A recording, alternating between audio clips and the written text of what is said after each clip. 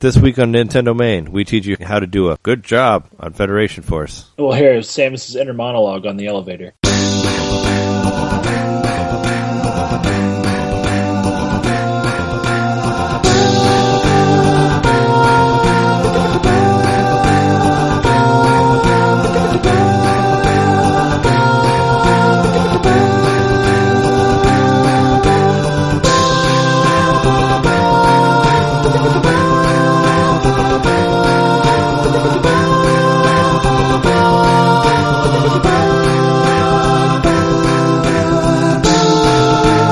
Welcome to Nintendomain episode 36.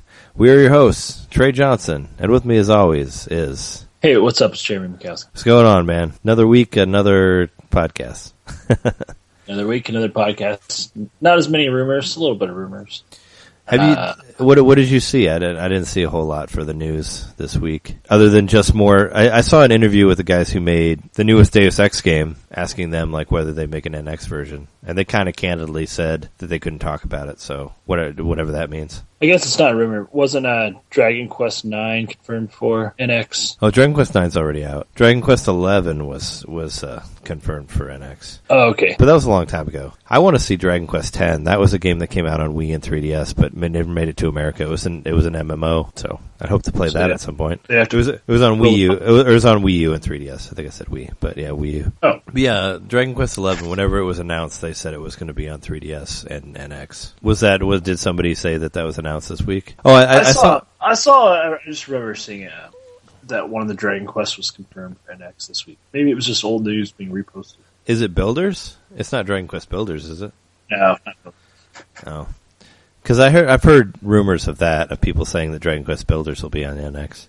That's that one that I talked about in previous episodes. The one where like it's the alternate timeline from Dragon Quest 1, where like you give in to the demon lord and he possesses you and the whole world becomes darkness. It like takes place in that era, and it's basically like Dragon Quest Minecraft. And you're pretty much trying to build your build the world back because everything's enslaved by monsters and all that. I heard it's cool though. People like it. I'd play it. It's only out in Japan right now.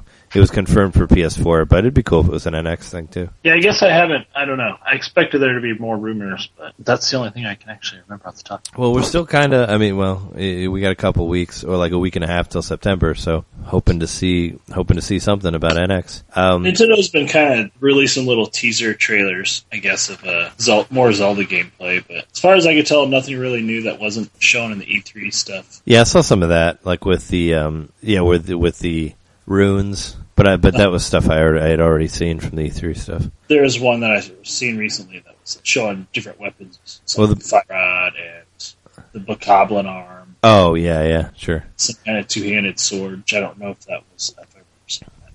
Yeah, I saw some of that. I don't remember there being a sword that big, but who knows? Might have been the Bigoron sword.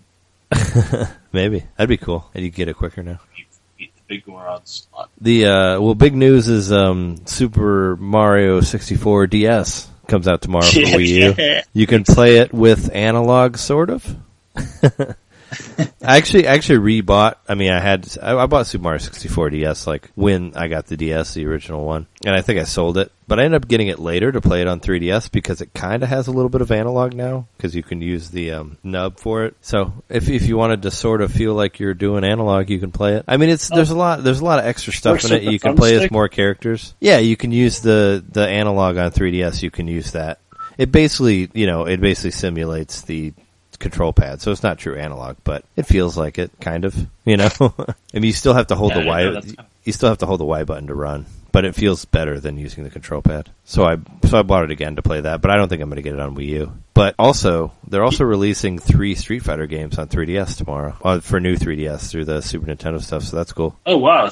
Yeah, they're doing a Street Fighter Alpha 2, Street Fighter 2 Turbo, and I think how many were there? There was Street Fighter.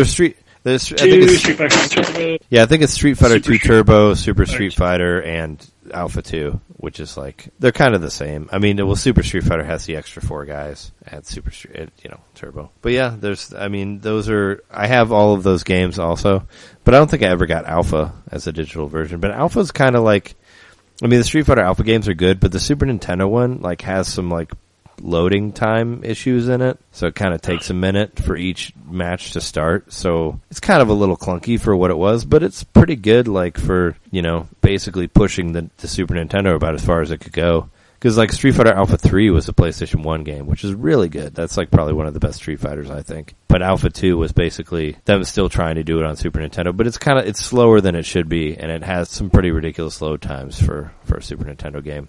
But if you haven't played it and you like Street Fighter, it's totally worth checking out if you haven't played the other Alpha stuff. Yeah, I think I might have played Alpha on an emulator once or twice. But. Oh, I remember buying it. I mean, I bought it cheap somewhere in like 99, like 98 or 99. But I remember like playing the shit out of it at Lincoln. Like I remember when I was living with Toby still. He played the shit out of it. We were playing it then. It's a little slower than most Street Fighter games, just because of the limitations of the system. But it's cool. I mean, more Super Nintendo stuff for 3DS. Is it coinciding with anything in particular, or are they just saying, "Hey, here's a bunch of Street"? I think it's just coinciding with them putting Super Nintendo stuff on new 3DS now. Yeah, loading it up. Yeah. So that's cool. We still have install base right now. Well, we still have a couple more days before the 3DS goes on sale. The 151 package with Mario 3D Land, I think that goes on sale the 28th of August. Oh. So I think the install base might get bigger. I think it's a pretty awesome deal. $150 with a game on there. And that's for the small one, the rare one, like we talked before. Which I think you can switch the faceplates. Yeah, the one where you can switch the faceplates. And I think it comes with Mario's faceplates on it already. So you have that. Rep Mario with your face. Again. What have you been playing this week, aside from the topic? Still kind of elated with my GameCube, rediscovering it, playing Super Mario Sunshine a lot. Sure. Yeah, it's a decent game. Super Paper Mario, I'm chugging along in that one. Still playing that one. Do you like it more? I just take little breaks from it.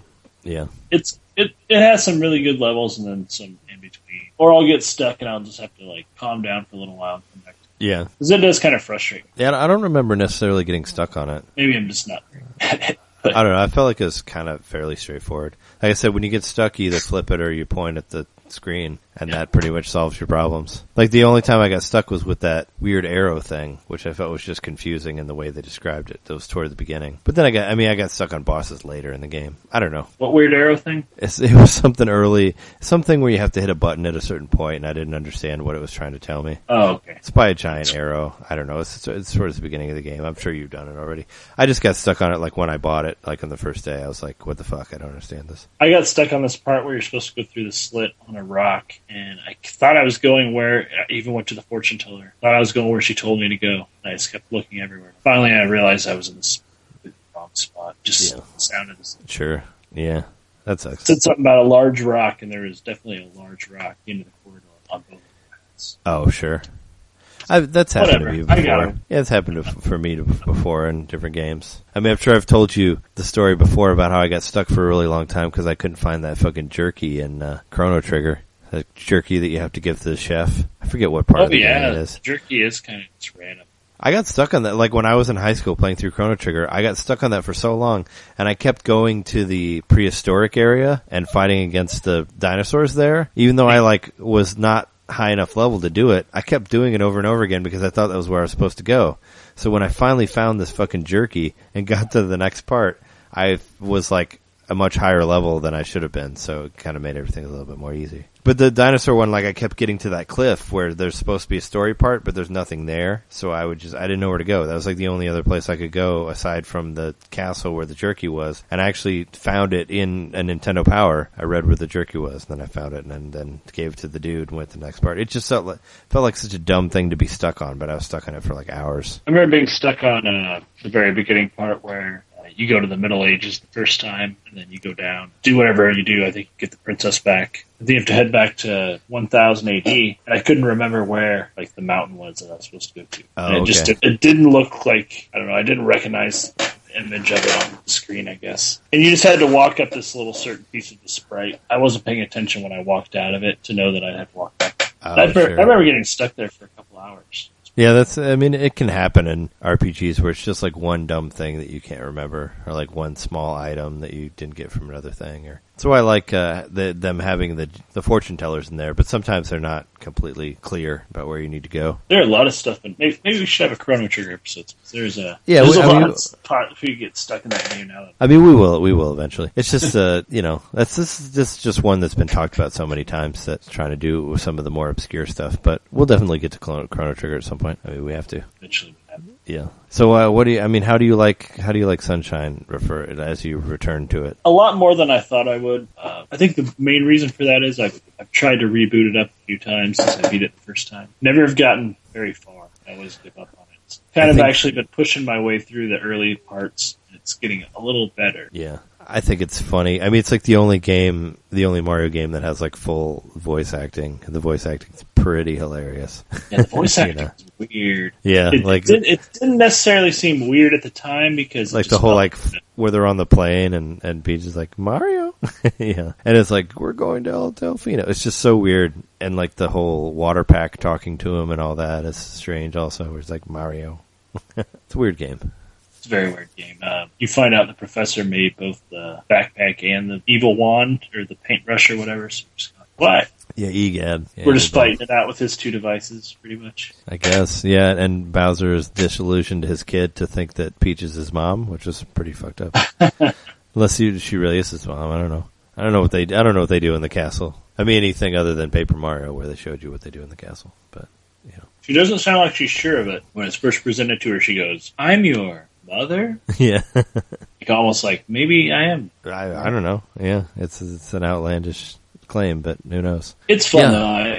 It's got its weird moments, and yeah, I mean, I've gotten far enough into it where I'm getting spots that I know for a fact I haven't played for 14 years or whatever, 13 years. Sure, it's kind of a nostalgic game too for me. I've been avoiding looking up anything on the internet. I've been trying to just do it often. So yeah, well, when we got it when it came out, like I didn't look at anything online. I mean, it just wasn't really a thing then. There were no smartphones. You'd have to just get on a computer and do it. So go to GameFAQs. That's probably why I kind of screwed myself over on the blue coins, because I didn't take notes as to which ones I had gotten. So when I'm missing like 4 of them and I'm looking at a list of blue coins, I don't know where the fuck are the ones that I didn't get, Yeah, because they might have been ones that are easy to get to. You just happen to skip. And I've tried like going through the list and looking for like everything in the list, and I still can't seem to find those 4 fucking blue coins. It was like the bane of my existence. I just couldn't get to the end of that. Couldn't get like that final star. For some of the collectibles in other Mario games, they'll have like a wireframe version of it to let you know you've collected it already, but it'll still be in the same location. You don't have anything like that with blue coins. Oh yeah, it won't be there at all. Damn. Yeah, I'm not looking forward to. Well, you just have to keep better notes on it, like as you're collecting them. Just be like, okay, I got this one. But yeah, no, there's no they don't do like the gray star or like the gray coin. Like, there's nothing showing you that you already got it. It's just not there. So it's like, am I in the wrong spot, or is this really where it was? Like, it's like that sort of questioning of yourself that help you to not find the coins, which is annoying. Which is something that I'm just trying not to focus on. I think I just want to fight Bowser in the hot tub. Yeah. Play around in each of the levels and, come back to it in time. Slowly work on it. But I don't see myself trying to be a completionist at this point. Sure. Yeah, there's some stuff. Since I'm already kind of far enough into it that I would have lost track of this. Yeah, there's some stuff I really liked about it. That was one of those things that people kept saying, like, they kept claiming, like, leaked footage of, like, Super Mario Sunshine on 3DS or, like, a HD version of it. And I think I mentioned this before in previous podcasts, but, you can't do it without the GameCube controller. You really can't. I mean, because it uses the analog in that. It uses the 2 buttons where, like, holding it and not clicking it does one thing, and holding it down so it clicks does a different thing. So I just don't know how they would do that without the analog L&Rs from GameCube. It's a very important feature. It's an important part of it. Well, it's just basically like you can run and shoot when you're holding it down, but then it clicks, you stop and shoot. But still, that's something that you'd have to work around and put it on some other button type things. But it seems like people forgot about that the analog was part of it. It was an integral part. May have even been part of why the controller was made the way. Oh, probably. It was supposedly that the GameCube controller was designed around the Smash Brothers game, but I'm sure it was also in part to this Mario game, because they're always thinking about Mario games for every system that they make. It's a nice controller. It's been fun holding it. But games that they don't think of when they're making systems are the Metroid series, which we were going to talk about this week. Do you want to take a break before we get into Federation Force, or do you want to do that first and then take a break? Take a break. All right, cool.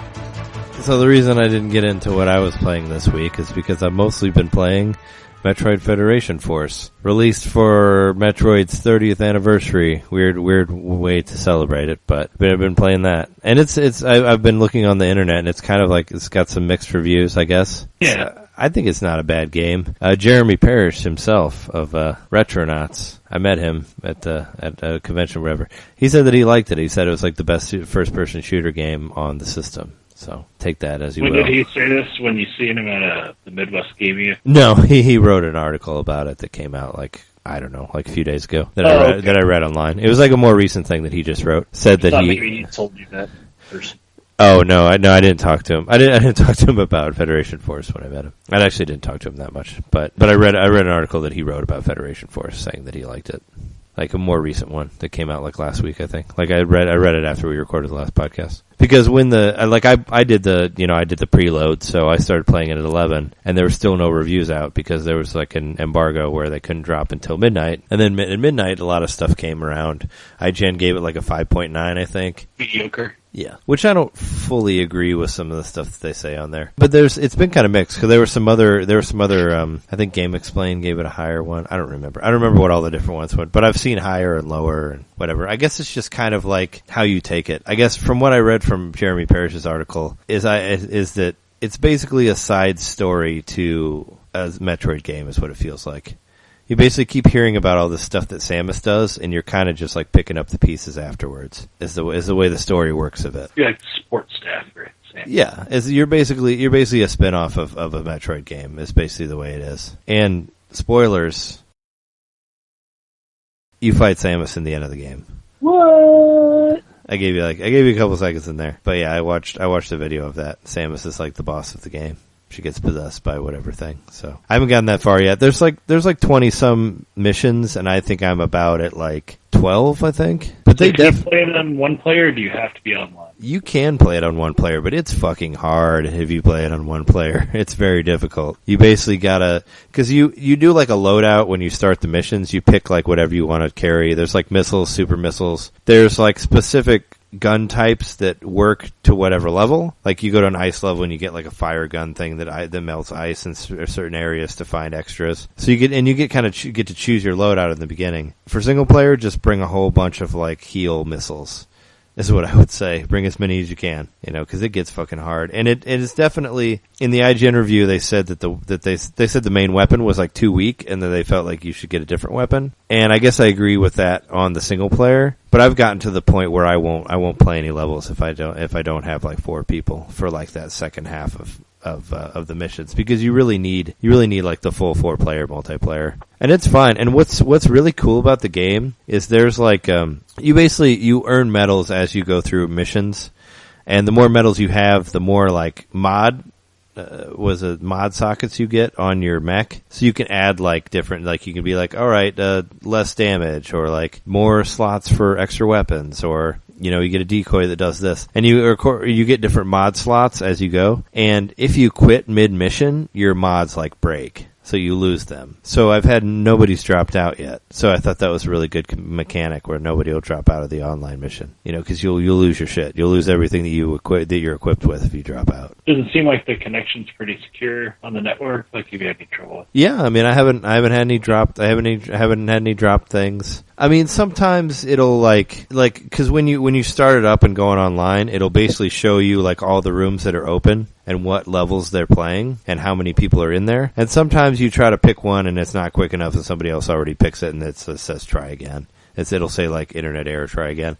But once you get into the actual mission, I haven't had any problems at all with like internet connectivity or anything like that. So it seems pretty smooth from my experience. And I played through half of the game at least, and I played through a couple missions multiple times. But I've been having fun with it. It does remind me a lot of Triforce Heroes. It has like the same sort of like ways you can emote, I guess. Instead of like having the different pictures of Link, there's different things that you can choose for your guy to say, depending on what way you point on the directional pad. So like up, left, and down, you can basically put whatever you want on there. There's different things like follow me, like, good game, thanks. I hear good job a lot because people say that. Like, good job. Whenever you do something. And you can change the language of your character, and like you can change like the way their voices sound and all that. So I made my character into a Japanese female. So it basically speaks in Japanese. So whenever they say like "good job," I say like I hit the thanks and it says "arigato." So it actually speaks Japanese and all that. So hopefully, maybe that's confusing some of the people online, but I think it's funny. But you can put like north, south, west, whatever to try to tell people where to go. You can actually tap on the map, and if you tap on the map, it'll say like go here. Like it'll say to people like follow me or go here. So you can kind of try to direct people to where you need to go. Be like, oh, you have to go over here. Does anybody spam that like? Get really annoying with it. Go. Not that I've seen yet. Everybody seems to be pretty chill from who I've played with. Cool. I mean, I went out drinking on Monday, and then when we got back, I played online when I was pretty wasted, and it was a really hard level, and there was only 2 of us, and we didn't make it through. Like we failed the mission, but I felt like even in my drunken state, that guy was fairly, okay with me. I think. I mean, I figured it out. He was still kind of like, go here, or do this, or good job, or whatever. I don't know. He didn't know. But I don't think it's by any means a bad game. After playing stuff like Devil's Third, it does seem a lot slower because Devil's Third has a lot of like sprinting and all that, and it definitely does feel slower. I guess it's supposed to. It's not like an action based shooter by any means. It's super puzzle solving oriented. So it does kind of feel, I mean, it feels a lot like a Prime game, except you're like doing a multiplayer and there's no ball mode, I definitely felt the Metroid Prime vibe from it. There's no ball at all? Well, there's ball puzzles, but you can't turn into a ball. There's stuff where you manipulate a ball, where you push a ball around, but it's not you. You're not the ball. Which I thought was kind of funny that they had stuff like that. There's a whole level that just involves you shooting balls around, like smaller balls than the blast ball, and you have to like make them go around different obstacles and whatnot. But it's not, it's not you. You're not the ball. Maybe you can't be the ball because only Samus can be the ball. Yeah, no, you can't be the ball. Her skeleton bends in a really strange way to make it happen. Well, she has a special Chozo armor, I guess. But it's fun. It makes me miss stuff like Prime, but I wish it would have come out at a different time. I mean, if this would have released like around the same time as like Metroid Prime 3 or something like that, it would have been much more welcome. But Metroid's been kind of dormant since Other M because everybody kind of flipped out about that game. So it's like, I don't know. I understand they're always trying to do a new thing with it, and that's what they were trying to do with this, and people just weren't into it because Samus was the main character. And it wasn't really a full Metroid game. Even though it is, like, I'm not really a huge fan of, like, the chibi art style, but once you get into the mech, it's not as bad. Like, just looking at the monsters and, like, the enemies and all that, they look okay. But it moves really smoothly. I haven't really dealt with any sort of slowdown or anything like that. Internet seems to work really well. I've been playing with the nub, and I feel like it works a lot better than Moon did. I don't know if they put some sort of something in there to make it work better, but it works a little better as a first-person shooter using the dual analog with the nub. Like I play it better than I did on the other first-person stuff I've done. Oh, cool! With that same setup. So, and I feel like some people just don't really understand the way the controls work. Like I saw one person being on like the voice chat being like, you can't move and shoot at the same time. And I'm like, well, but you can. There's actually multiple. It's weird because there's actually multiple buttons that do different things. Because you can shoot with A, but you can also shoot with R. And yeah, if you shoot with A, you can't move and shoot. But if you shoot with R, you can. It's weird. It just gives you different options. So, yeah. So how long would you say a level takes? Like 5, 10 minutes, 20 minutes? Oh no, it's I would say like the earlier ones maybe like 20 minutes. But towards the end, you're looking at like 40 minutes to an hour, like for the bigger levels. Oh wow! Plus, if you don't know how to do it, is there much of a story to it, or is it just kind of like little cutscenes of Samus or implications of Samus? The story is basically like you have like it's like the Federation Force Commander like tells you stuff.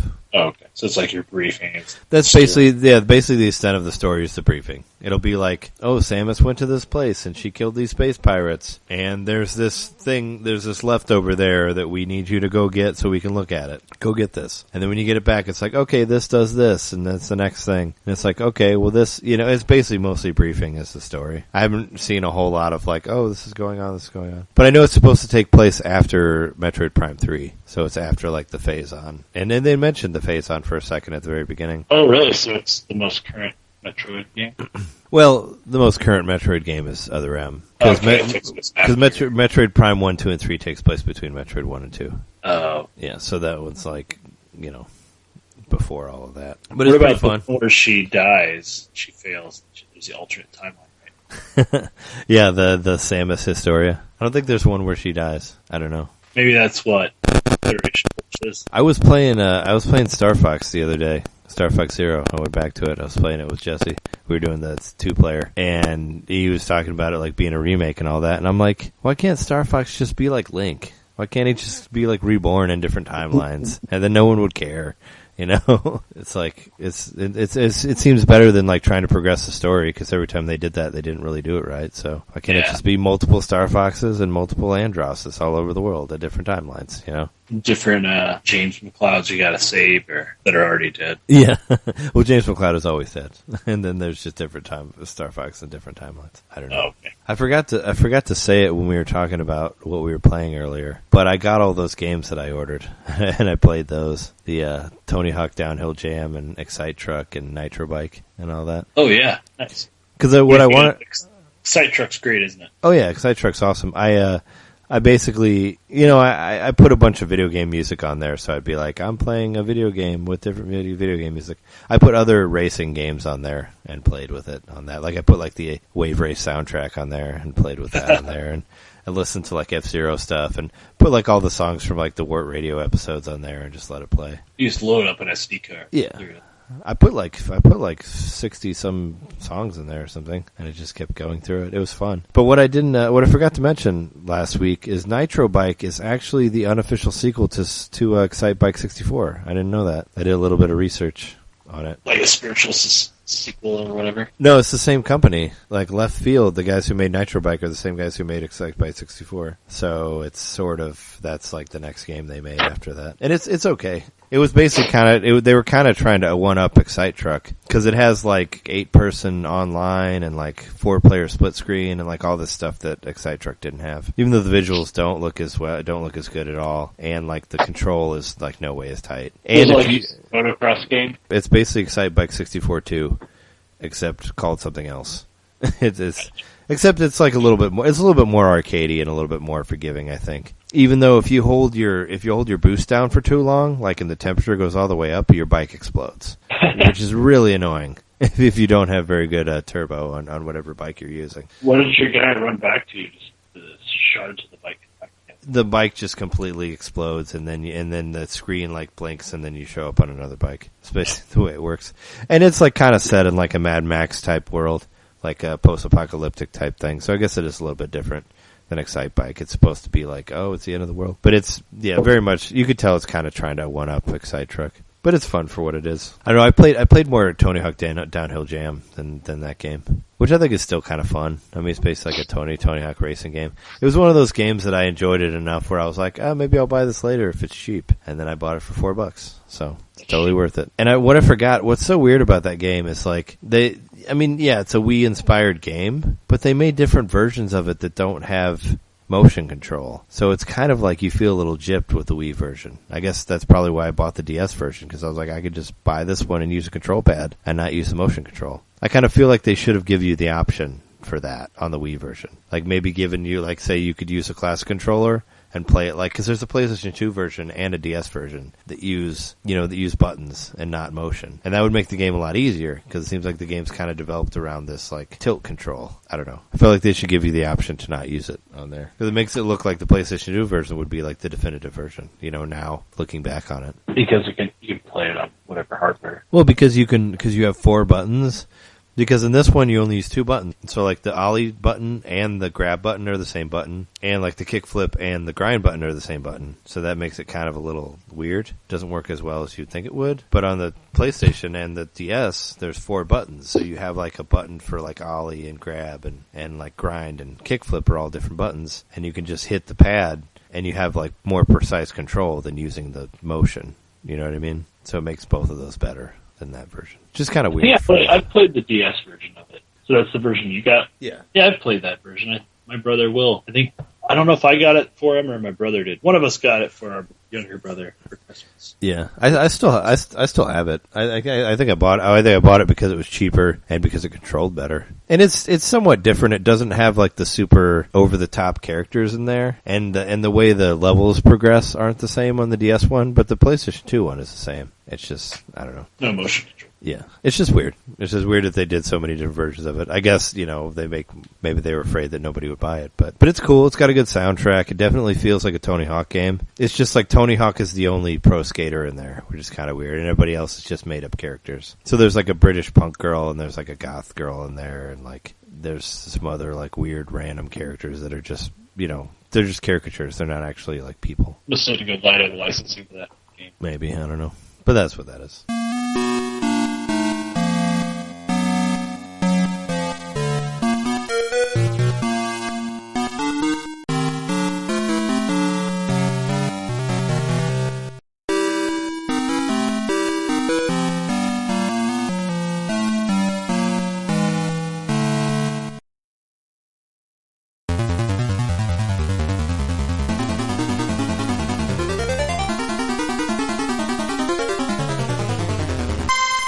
So, anyway, the other Metroid stuff that we did. Have you played any, we were going to get into some of the other portable Metroid stuff for this episode. I don't know if you played, were you able to play Metroid 2 at all this week? No, I haven't. I was hoping to find some way to download the fan-made version of it. Oh, yeah. I think you can get... Like you gotta dig into the torrents. Oh, sure. You can get the, you can get Metroid 2 for free off of My Nintendo right now if you have enough points. You can get it for free on 3DS. So I think I got mine for free somewhere like a long time ago because I don't feel like I bought it again. But this could have been like, Nintendo Club stuff from way back when. But I played it for a while. I don't know. I defeated like 7 or 8 of the Metroids that you go through, because we talked about it before, where the premise is you just start on the Metroid's world and then you have a little countdown and you go and defeat them. And once you defeat enough, it opens up the next area, and then you continue on until you get to the final Metroid. Defeat the mother Metroid, and then you find the baby Metroid and bring it back to your ship. It's fairly straightforward, but since the levels are all black and white, it's kind of easy to get lost. I don't know, I had to use a map when I was doing it. Because I've only played through it. I've only beat it one time. But I had it, it came out in 91, and I got it around that time. Like, I remember having it when I was like 11 or 12. And I thought it looked great, because the sprites are so like huge on it. I remember playing it a lot, but just not really understanding like what area was what or where I was going. Now, when you restart, do you start back at one spot, like at the ship? Oh no, there's actual save points in this one. This was the first one that had save points. Okay. So you start from wherever you saved last. So there's actually like little beams that you stand on, and you just hit start and it'll save where you're at that point. So that's pretty cool. And I also like that you start off with a morph ball also, and you start off with like 30 missiles. So they don't completely start you with nothing. You already have some things. You don't have the bombs yet, but I don't know. It seemed better than just starting off with like not even the long shot and all that. There's not really a story, just dumps you into the game, right? Yeah, there's not really one. I don't know if there's one if you wait long enough, because that's how like Metroid 1 was. If you wait long enough to start the game, a little paragraph would show up that would say like Samus Aran, bounty hunter, goes to do whatever. Shigon fights Metroids. Yeah, but I know this one has multiple endings. It has 4 different endings, depending on how quickly you beat the game. So it has that. I think the main one without the suit is 3 hours, the same as Super Metroid. But what we talked about before in our Super Metroid episode, they were kind of developed at the same time, Metroid 2, and that was so they didn't have the main guys on the Game Boy one. Like Sakamoto wasn't on it. I know that. Definitely strays a little bit from the formula. Yeah. It's just, it looks the same, but it doesn't have. I mean, I haven't noticed the same since. Did you know, apparently they made I just found this out today, I didn't know about it, but apparently they made a Game Boy Color version of it. They made like a colorized Metroid 2. And like special edition? Yeah, it never got released, but similar to Star Fox 2, like they had completely finished it, but it never like actually got released. But I saw footage. Metroid 2DX or something. Yeah, similar thing like Link to the Past or Link's Awakening. They did a similar thing where they had colorized all of it, and it was going to release for Game Boy Color. And I saw footage of it online, like as an actual thing, but it never made it out. I guess maybe it took too long, or Game Boy Color was on its way out by the time it came around. But that's one that didn't make it, unfortunately, because that would have been cool. Maybe that's when they ported over for the Super Game Boy. Well, it wasn't. I mean, it wasn't in that much detail. I mean, like I said, there was like a color combination that I used that made Samus look like Samus, but I don't think it would have had as much of a color palette as the Game Boy Color would. Would have been kind of cool to see that, because then it maybe would have made it a little bit easier to get through the different parts. And it would have been late enough. The game came out in 91, but the Game Boy Color came out like 96, 97. Yeah, it was. I was still in high school. Like, I remember getting it. It must have been like... So it had been long enough that the game could be remade. They remade Link's Awakening. I think that came out in 92. Oh, yeah, the original one did. Yeah. I mean, I think it was along the lines of that, and they just didn't get there. I don't know. The guy who directed it, Mako Tokano, which I'm probably not pronouncing it right. He had a hand in multiple things. Like, he worked on like Super Mario Land, Kid Icarus. I thought it was cool. He worked on Famicom Wars. I didn't know about that. Like old school Advance Wars before it came out here. But he worked on like Super Scope 6, and he had a hand in like Super Metroid as well. Like after this was finished. This is the only version, or one of the few versions, that doesn't have Ridley or Space Pirates in it. I think it's the only version that doesn't have either, yeah. And it has the I think there's 6 different versions of Metroids in there. There's the Alpha, Gamma, the Zeta, and the Omega. And there's also the infant ones as well, and then the regular Metroids. So there's 6 different types of Metroid in there. There's multiple infant Metroids. What? There's several infant Metroids. Yeah, there's several different types. And it was also the introduction of the Spider Ball, which you saw later in Super Metroid and Metroid Prime. Well, I think it was the Magnet Ball in Metroid Prime, but it's similar. The one where you could just stick to the wall and go wherever. It's the first time they used that. I think the Space Jump was in there too for the first time, the one where you can like continuously jump while you're in the air. Yeah. That was first brought about for Metroid 2. It's it's worth playing through. I was looking online like for what speed runs are, and like somebody's beaten in like an hour. But I think that's possible. I mean, I beat Super Metroid in an hour and a half. If you know where to go, as long as you got those maps. I was going to try to dig out my Nintendo Power, because I know I have that Metroid 2 made the cover for one of those issues. I just didn't have time to. But I know there's full-on maps in there also. But yeah, it's pretty fun. I mean, you can get it for free through my Nintendo. Well, I do own the cartridge, so that's where I've played it mostly. Just have to come back to it. Yeah, I still have the cartridge also. I just got that. Like I said, I just got it for free through Club Nintendo or whatever. So just to make it more save states, yeah. Yeah, it was just for the save states, just to make it more convenient to be able to just pull it up whenever I want to on 3DS. But yeah, I think I've said enough about that one, right? I mean, there's not a whole lot. I think this was the first time where you had. I remember you could get different parts of the gun, and you could switch them off. Like, you could go get the ice beam and then switch back to the wave beam, and they would still be back where they were, so you could trade off from one to another. I remember doing that. I just remember thinking it was really cool when I was a kid, because everything was bigger. Like, Samus takes up like half of the screen, so I was like, oh, it's all like super detailed. And a lot of the characters that were started in that you saw in Super Metroid later. Yeah, there was some stuff that definitely seemed like maybe it was developed at the same time as Super Metroid, like you said. So let's move on to Fusion then. Alrighty. All right.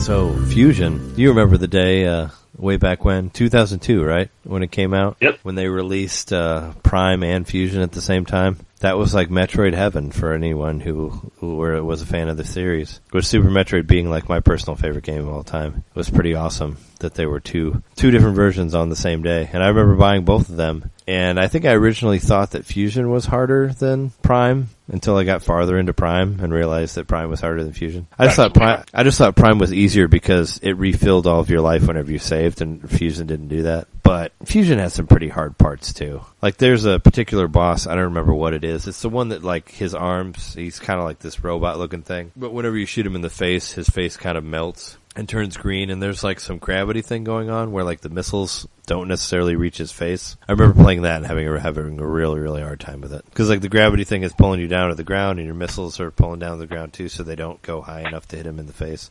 It's incredibly annoying. That must be later in the game. I'm not too far into it. I'm just started up. Well, Fusion was also the introduction of all those characters that everyone hated from Other M. It was the introduction. It was the introduction of Adam, which became Samus's mentor, and like the reason she didn't use whatever weapons at whatever time, and Other M. But all of this stuff kind of started from this game. This is like when she actually started having a voice more than just, what you saw in Super Metroid, where it's just like, I found this and then I took it here and then this happened. This is when you actually started to hear more about like her backstory and all that. And it was almost kind of like the beginning of the nail in the coffin for the series, I guess you could say. Because Yoshio Sakamoto, the guy who directed Fusion, this was his first game he directed in the Metroid series, also directed Other M. So he kind of took whatever ideas he was building on that and brought it to the next game and didn't quite go as well, I guess, as that one is. And a lot of people have criticized Fusion for holding your hand too much, which they do very much. They tell you exactly where to go. And like you said earlier, there's a whole lot of elevator monologue stuff about Adam and all that. She gives him his name to herself when she's talking to herself. She's like, I decided to name him Adam because he reminded me of this dude that used to call me lady. Oh, yeah. Okay, yeah, she calls the robot Adam based off of her mentor Adam, who you meet in Other M. I forgot about that. But yeah, he's the one who calls her lady and all that. But it was the same writer, just basically starting it there. But there was some cool, I think we mentioned this before, but there was some cool, like, interactive stuff. Like, if you hooked Fusion up to Prime, you got the Fusion shoot in Prime. Like, you could play it in 3D. I remember using that. I always thought the suit kind of looked weird. One super cool thing of note, though, do you remember the commercial I think it was for Fusion. There was a Metroid commercial for Fusion that was directed by Alex Proyas, the guy who directed The Crow. You remember that, right? The live action one that came out in like 2002. I should have told you to look it up on YouTube if you didn't know about it, but it's pretty awesome because it shows, I'm pretty sure it's for Fusion because it shows her and it shows the alternate Samus. Because in Fusion, like, her suit gets infected by the, whatever it is, like the X or, I forget what it's called. Yeah, the X parasite, right? Her suit gets infected, they have to pull it off of her, and you have to fight it later. So it kind of becomes its own being, which continued on with, like, Dark Samus and Metroid Prime 2 and 3, but it was the first time they did that, which I thought was pretty cool. And I was excited to just see a 2D Metroid. Like, when both of those games came out, I had more money on Fusion being the better game than Prime, which I think Prime ended up being the better one. But I was like, oh, no, it's got to be 2D, and because there'd never been a 3D Metroid before that. Yeah, Fusion's a fun game. I really like how when you first see Dark Samus, how it really makes it seem like you just missed getting obliterated. Go down an elevator, she like busts through the wall right above the elevator as you go down. Yeah, I like that part. She's got super missiles, and she's doing the what was that jump you said? She has a space jump, and she has a screw attack also. Yeah. So you're just like, whoa! And she has the original Samus colors too. Yeah. Well, she basically got all of the stuff that you got from the end of Super Metroid, which I thought was cool. So, and you didn't have it, so they explained like why you had to recollect all this stuff, and it was different. A lot of it was absorbing different creatures that would give you different power ups. I remember that. The computer keeps telling you like what percentage powerful you are. So you start at 10% power, and then once you get the missiles, you're at 20%. Yeah, it was telling like, you have to be at 100% to beat Dark Samus. Well, you don't know it's Dark Samus yet. Yeah, it's basically like you had to get.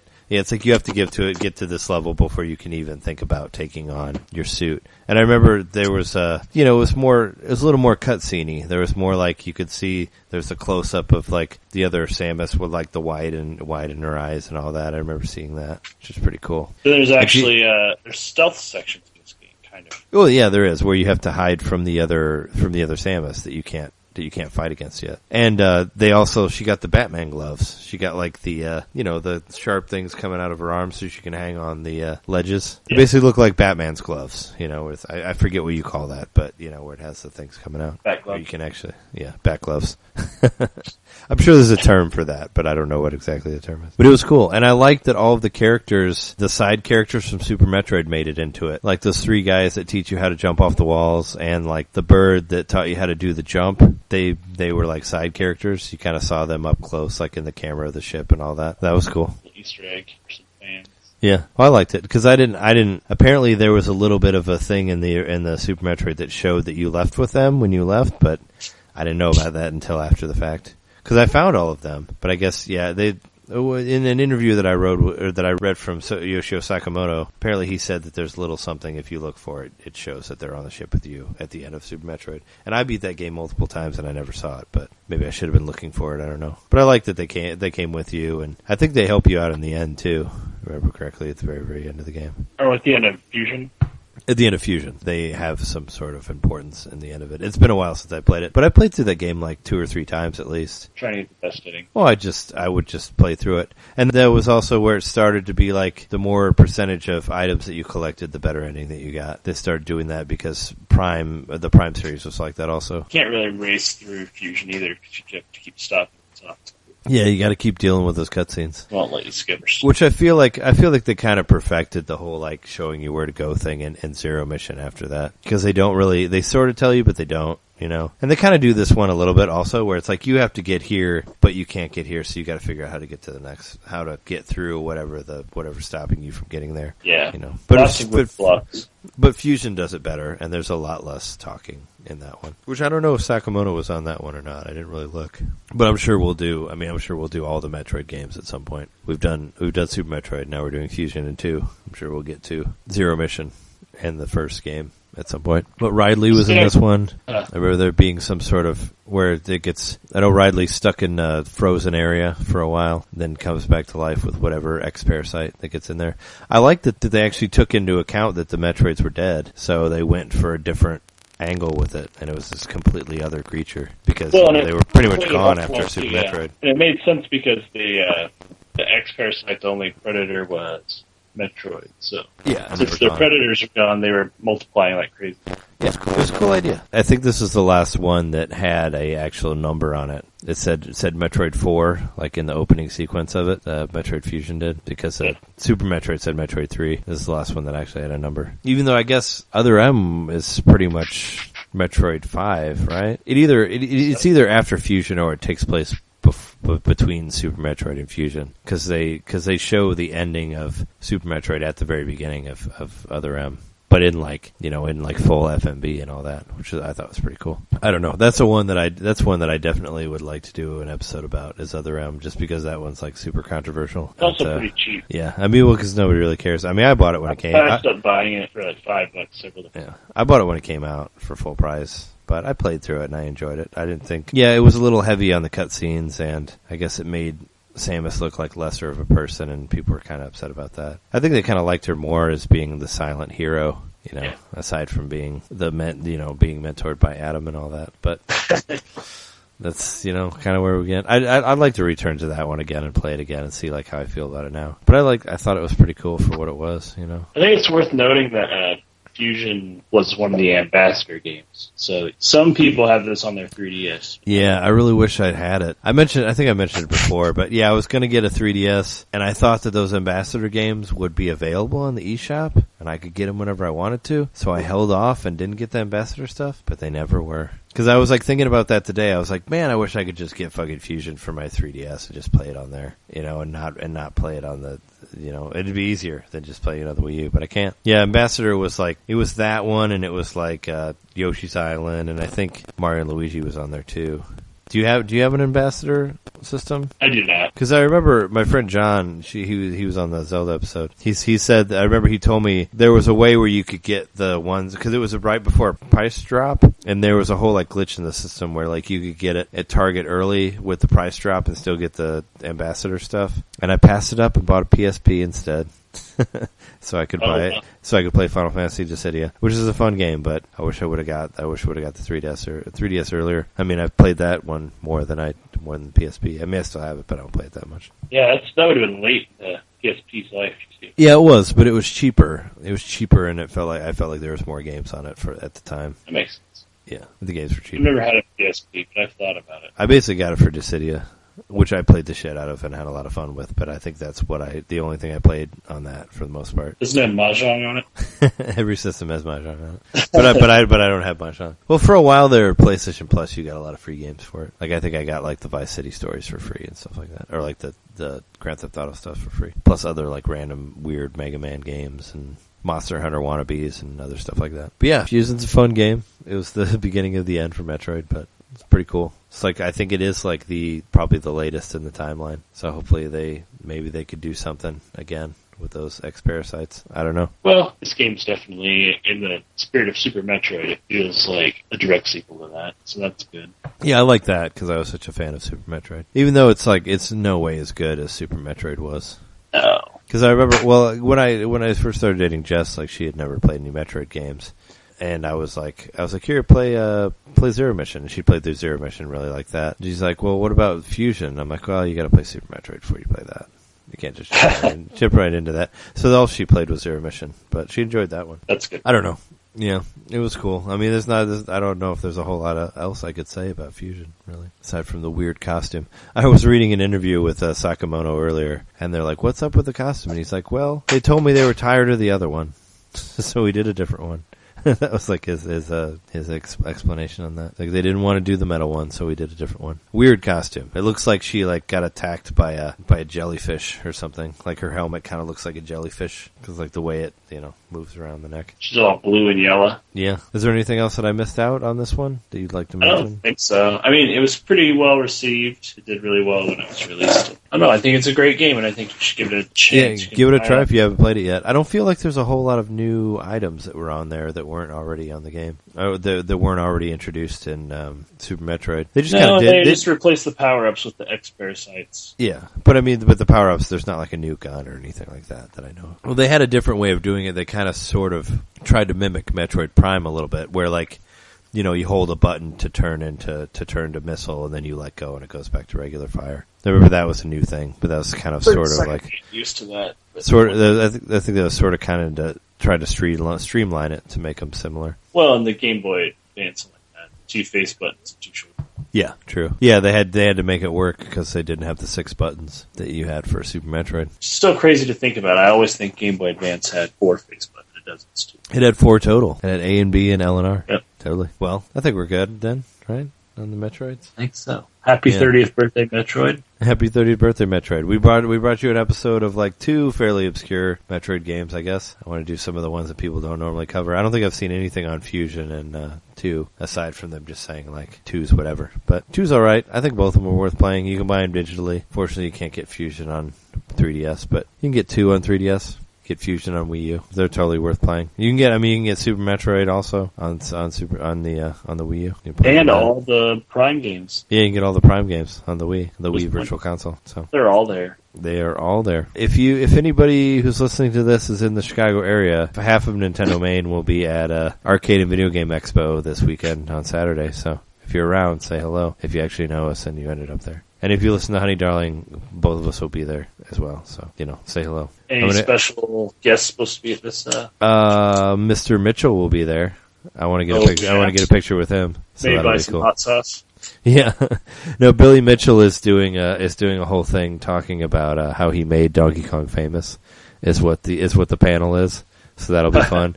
And the rest of the guys from Twin Galaxies are going to be there too. Like that ref guy that was in the movie, he's going to be there, and a couple other guys. And they're going to show the movie also at the end of Saturday. No Steve Wiebe. Yeah, no Steve Wiebe that I know of, but Wiebe's not really on the top anymore. I guess Mitchell isn't either. There was that young Asian guy who watched the movie and bought a cabinet and played the shit out of it and basically blew both of them out of the water. We're they're nowhere near her score anyway. So, but yeah, it'll be fun. I mean, I'll post stuff on the Facebook site. I want to get some pictures of myself and Billy Mitchell and all that. Hopefully he's wearing that American flag tie and he still has that ridiculous hair. What's up? I don't know. But yeah, it'll be fun. I mean, it's similar to the Midwest one, except it's in Chicago, so it's closer. But there's going to be a lot of a lot of used games and, arcades and other shit like that. So I think there's a pinball competition going on as well, but it'll be fun. Hopefully the games are as cheap as they were in Wisconsin. But I'm guessing probably not. Hopefully you find some gems. I'm hoping so. And some Billies. Yeah. Some Steve Wiebes. The Billies. Anyway, we will see you next week. Thanks for tuning in. You can find us at Facebook for Nintendomain or at Nintendo_domain on Twitter. And you can email us at nintendomain.podcast@gmail.com. And we've been your hosts, myself, Trey Johnson. Jeremy Mikowski. And we'll see you next week. See ya.